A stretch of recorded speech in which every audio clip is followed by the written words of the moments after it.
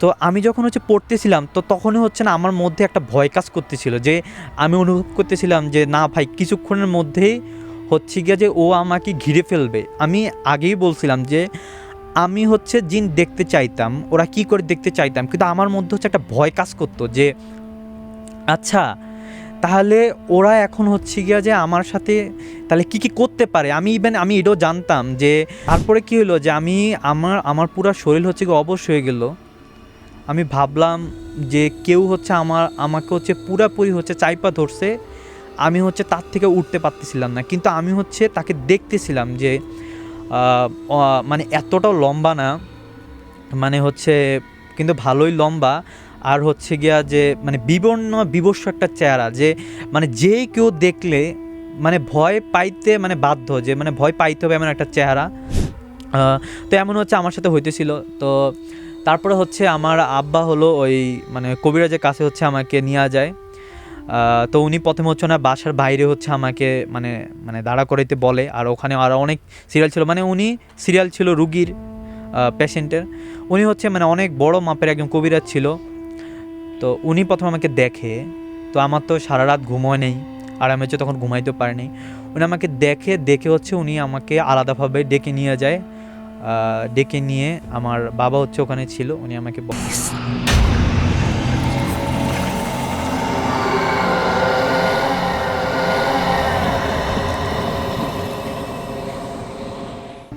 আমি এখন আপনাদের সাথে আমার দ্বিতীয় গল্পটা শেয়ার করব। তো তার গিয়ে অনেক দিন পরে যে আমি তখন মানে তখন করোনা সিজন। সো আমি সেকেন্ড টাইম মেডিকেলের জন্য প্রিপারেশন নিতেছিলাম। সো আমি তখন হোস্টেল থাকতাম করোনার সময় যেহেতু, তাই আমি ভাবলাম যে সবাই লকডাউন পড়ে যাচ্ছে, তাই আমি গিয়ে আমার বাসায় চলে যাব। আমার দেশের বাড়ি হোমটাউন চাঁদপুর। আমি গিয়ে ওখানে চলে যাই। চলে যাওয়ার পরে আমি মানে এই রেডিওর আমি একটা ফ্যান ছিলাম। আমি ওনাদের যে গল্পগুলো আমি শুনতাম। তো এমন একদিন রাত্রেবেলায় আমার একটা ইচ্ছে হলো যে আমি আবার একটা এক্সপেরিমেন্ট করব, যে এবার আমি ওরা আসলে কি করে আমাদের সাথে, আমি গিয়ে ওই জিনিসটা দেখব। তাই আমি যা করলাম, রাত্রেবেলা আড়াইটার দিকে আমি প্রথম আমার রুমের দরজা লক করলাম। তারপর আমি সূরা জিন ওইটা গিয়া আমি মানে ফোন দেখে প্রথমে পড়লাম। পড়ার পরে আমি মানে টাইলসের উপরে আমি একটা গোল একটা বৃত্ত দিলাম। দিয়ে আমি লাইট বন্ধ করে দিলাম।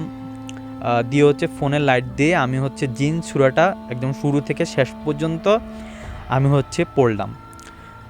পড়ার পরে এখন আমি যখন পড়তেছিলাম তখন আমি আমার হাতের যে মুঠো ছিল ওগুলো আমি মানে বন্ধ করে রাখছিলাম।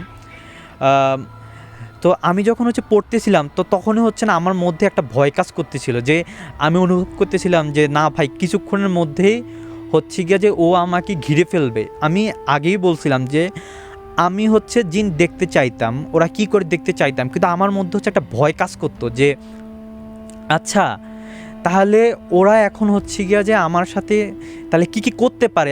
আমি এটাও জানতাম যে ওরা গিয়া ঘাড় মটকায়, ওরা গিয়া মানুষ মেরে ফেলে, এটাও আমি জানতাম। সো এই জিনিসগুলো আমি অতটা ব্রেনের মধ্যে নিতাম না, কারণ আমার কিউরিওসিটিটা বেশি ছিল যে না আমি আসলে দেখতে চাই, আমি চাই মানে আমি দেখতে চাই। সো তারপরে আমি হাতের মুঠো আমি বন্ধ করে রাখি। তারপরে আমি সূরা জিন যখন শেষ হয়, আমি মানে আয়াত শেষ হওয়ার সাথে সাথে আমি ওই জায়গা থেকে তাড়াতাড়ি করে সরে যাই।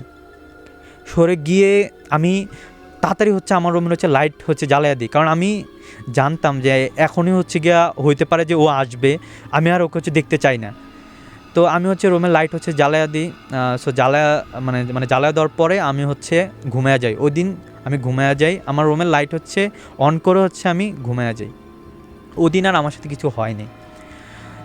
তো তারপরে কি হয়েছে যে আমি মানে মশারি টানাইতে চাই না, এটা আমার ভালো লাগে না, কিন্তু আমার বাসাতে মানে ভালোই মশা আসতো। এই কারণে কি কয়েল জ্বালানো হতো। তো কয়েল স্বাস্থ্যের জন্য ক্ষতিকর, তো আমি ওইটা আবার জ্বালাইতে চাইতাম না। তারপর আমার আম্মা আমার মশারি টানাইয়া দিত। আমি মানে ঘুমাইতে গেছি তখন, আমি যখন ঘুমাইতে গেছি তখন 2:30টার মতো বাজে।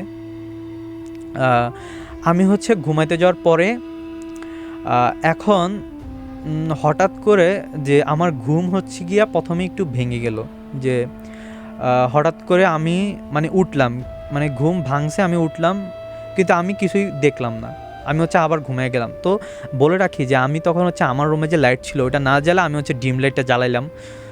আর আমি যেটা ভাবছিলাম যে হইতে পারে যে আমার সুরাটা ঠিকমতো হয় নাই, হইতে পারে যে আমার যে জায়গায় উচ্চারণ ছিল ওয়াকফুর ছিল যে হরফের ওগুলো হতে পারে আমার ঠিকঠাক মতো হয় নাই, তাই হতে পারে ও আমার কাছে আসে নাই। এটা হচ্ছে আমি মানে ভাইবা নিয়েছি যে না আসে নাই তাহলে আর আসবে না। আমি প্রায় এটা মোটামুটি ভুলেই গেছিলাম যে আমি ভাবছিলাম যে না ও আর তাহলে আসবে না। সো দেন কী হলো যে আমি হচ্ছে গিয়া যে হালকা হচ্ছে আমার ঘুম হচ্ছে ভেঙে গেল। সো আমার ঘুম ভেঙে যাওয়ার পরে আমি হচ্ছে আবার হচ্ছে ঘুমায় গেলাম।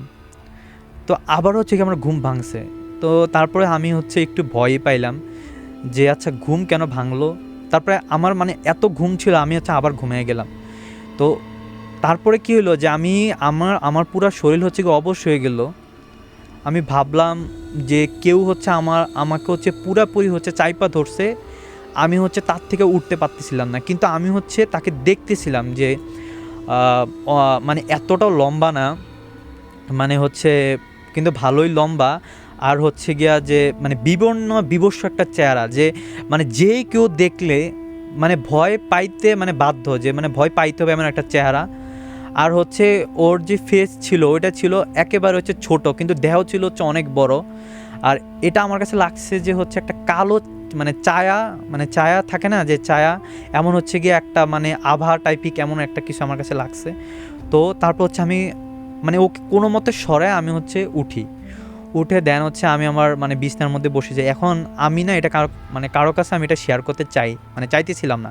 কেন চাইতেছিলাম না? যে আমি এমন একটা জিনিস করে ফেলছি, আমি নিজেই হচ্ছে ওকে ডাকছি, আমি নিজে হচ্ছে আনছি।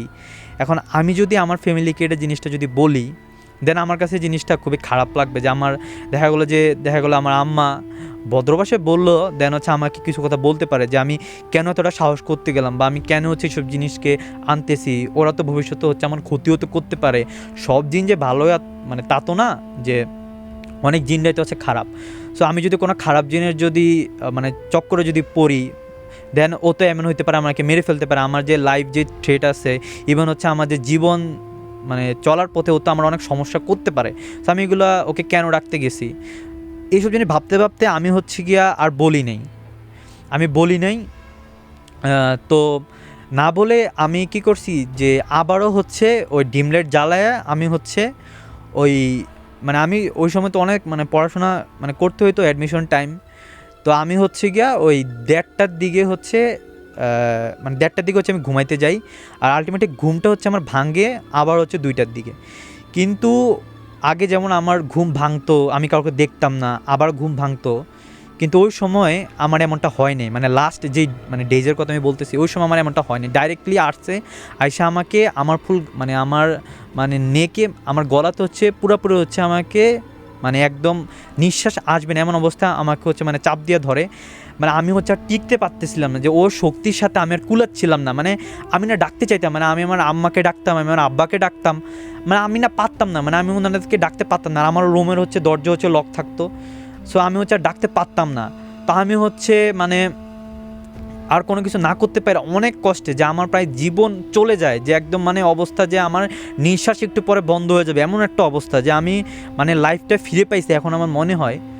তো তারপরে হচ্ছে আমি কোনো মতো হচ্ছে ওকে মানে আমার উপর থেকে সরায়া, মানে এত একটা ভারী যে মনে হচ্ছে একটা পাথর হচ্ছে আমার উপরে চাপা দিছে। তা আমি হচ্ছে কোনো মতো হচ্ছে ওকে সরায়া দেন হচ্ছে গিয়া আমি তাড়াতাড়ি হচ্ছে আমার আব্বা আম্মুর রুমে চলে যাই। দেন হচ্ছে আমি আর কোনো কিছু না ভেবে আমি হচ্ছে আমার আম্মাকে বলি। আমার আম্মা হচ্ছে হালকা হচ্ছে নার্ভাস হয়ে যায়, দেন আমাকে বলে যে আচ্ছা ঠিক আছে তাহলে তুমি আমাদের পাশে ঘুমাও, সমস্যা নাই, সকালবেলা হচ্ছে বিষয়টা দেখতেছি। তো তখন হচ্ছে রাতও অনেক ছিল, তা আমি হচ্ছে ঘুমায়া যাই। দেন হচ্ছে সকালবেলা আমার আব্বু হচ্ছে আমার থেকে পুরো ঘটনা হচ্ছে শুনে আমাকে বলে ঠিক আছে আমাদের এলাকার ওখানে মানে নদীর ওপারে হচ্ছে একজন হচ্ছে বড় কবিরাজ আছে, ওনার কাছে হচ্ছে যাবে, যা হচ্ছে ওনার থেকে বিষয়টা জানবে যে আসলে আমার সাথে কী হইতেছিল। আমি হচ্ছে সারাটা সময়টা ভাবতেছিলাম যে আসলে আমি অনেক একটা যে মানে নার্ভের সমস্যার মধ্যে পড়ে গেছিলাম। মনে হয়েছে যে আমার সবসময় চিন্তা আসতেছিল যে আচ্ছা রাতে কী হয়েছে, আবার আমি ভাবতেছিলাম যে আসলে কি এটা মিথ্যা। তা আমি ভাবতেছিলাম যে মিথ্যা যদি হয় তাহলে আমার দম কেন মানে চলে যেতে চাইবে, মানে থাকে না যে আমাদের রাতে কিছু ঘটনা হয়, সকালবেলা আবার আমরা ভাবি আসলে এটা সত্যি নাকি মিথ্যা। তো এমন হচ্ছে আমার সাথে হইতেছিল। তো তারপরে হচ্ছে আমার আব্বা হলো ওই মানে কবিরাজের কাছে হচ্ছে আমাকে নিয়ে যায়। তো উনি প্রথমে হচ্ছে না বাসার বাইরে হচ্ছে আমাকে মানে মানে দাঁড়া করাইতে বলে, আর ওখানে আরও অনেক সিরিয়াল ছিল, মানে উনি সিরিয়াল ছিল রুগীর পেশেন্টের। উনি হচ্ছে মানে অনেক বড় মাপের একজন কবিরাজ ছিল। তো উনি প্রথমে আমাকে দেখে, তো আমার তো সারা রাত ঘুমোয় নেই, আর আমি হচ্ছে তখন ঘুমাইতেও পারিনি। উনি আমাকে দেখে হচ্ছে উনি আমাকে আলাদাভাবে ডেকে নিয়ে যায়। ডেকে নিয়ে আমার বাবা হচ্ছে ওখানে ছিল, উনি আমাকে বলে যে আমার সাথে যেটা হয়েছে সেটা হচ্ছে কোনো একটা আত্মা, ও হচ্ছে ফিমেল আত্মা, আমাদের বাসার ওখানে হচ্ছে নারকেল গাছ আছে, ও হচ্ছে ওখানে থাকতো, কিন্তু ওকে হচ্ছে ডাকা হয়েছে। যে ওকে ডাকা হয়েছে আর ওকে ডাকার কারণেই হচ্ছে গিয়া ও আমার ভিতরে আসছে, কিন্তু ও হচ্ছে ক্ষতি করতে চায় না। যে বিষয়টা হচ্ছে এমন যে ও হচ্ছে আমাকে পছন্দ করে ফেলছে, যে ওর হচ্ছে মানে ওই মহিলা আত্মার ওর হচ্ছে আমাকে ভাল লাগছে। এখন যে ও আমার কোনো ক্ষতি করবে না, কিন্তু ও চায়, ওর এখন ইচ্ছা যে ও হচ্ছে প্রতি রাতে ও হচ্ছে মানে আমার সাথে মানে যে জিনিসটা হচ্ছে যে ঘুমের মধ্যে আমার ঘুম ভেঙে যাচ্ছে, ও চাচ্ছে যে এভাবে সবসময় আমার ভিতরে হচ্ছে আসতে, এটা হচ্ছে ওর একটা চাওয়া।